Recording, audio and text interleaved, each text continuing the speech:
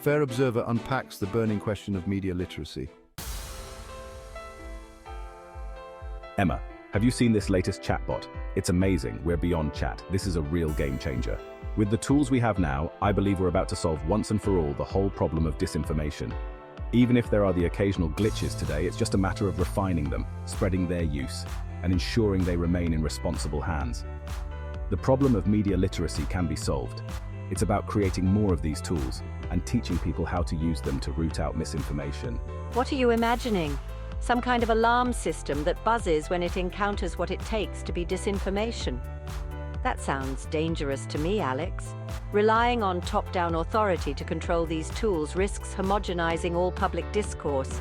I would suggest that there is a solution, however, but it requires effort and investment. We have to transform how society has been taught to view all its media, from books to movies to online reporting and social media. If we really want to fight disinformation, what we need is to develop intellectual and cultural tools, not just technological ones. But Emma, those tools are necessary. They're already here and getting better by the day. With advanced algorithms and fact-checking systems, we can guide people towards accurate information and help them avoid being misled. It's unrealistic to think we can achieve radical change through education alone. I disagree. Technology alone won't cut it because no information is transparently true. Bias, attitude, and intent are inherent in all forms of communication. We need to learn to understand how they shape discourse. Simply assuming that certain forms of expression convey a particular attitude that may be signaled as disinformation can be abusive. There's no way technology can address these nuances. But without clear norms to detect bias, how can we ensure people understand what deviation from the truth means? We need standards that people can learn and apply consistently. And I suppose, Alex, that you want those standards to be established by a small group of so-called responsible people who make decisions for everyone else, effectively controlling people's behavior through technology. Come on, we know where that takes us. Instead, we need education that doesn't just transmit knowledge, but for once seeks to build critical thinking and employ the tools of philosophy and scientific method. Truth comes out of dialogue, but not as a finished product. It's an ongoing process. That kind of education empowers every citizen to counterbalance those who might enforce norms too rigidly. That's so idealistic, Emma.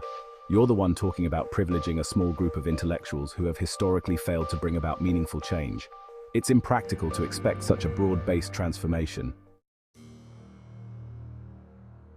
On the contrary, Alex, the premise is to spread the capacity to think critically to the widest possible extent, to mobilize a wide range of people coming from different cultures and perspectives.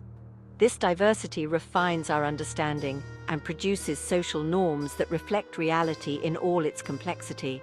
It's about developing a culture that encourages hypothesis building based on known facts and exploring new ideas creatively, but also vigilantly. But don't you think that leaves too much room for confusion and misinformation to spread unchecked? Not if we educate people to appreciate the full complexity of human expression and recognize disinformation for what it is.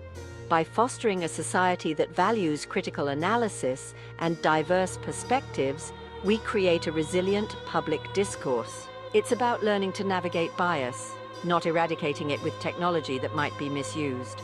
But that technology can help us solve all those problems, and it's in our control. We can touch it and feel it. Yes, and increasingly it can touch and feel us. And we have no way of knowing to what purpose. You're dreaming if you think that some future improvement will lead us to utopia. I'm no dreamer. The technology is here. Adjusting an algorithm is a lot easier than transforming our educational practices. That takes time. Relying on technology with clear guidelines built into it is far more efficient. We need to act now against disinformation. We can collaborate to define the purpose.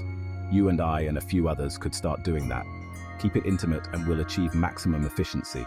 Efficiency without depth leads to conformity. We must aim higher, Alex.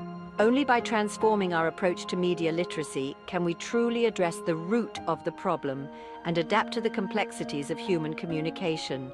I'm talking about serious cultural change that concerns not just education but also the media. It may take time, but there's no other serious choice.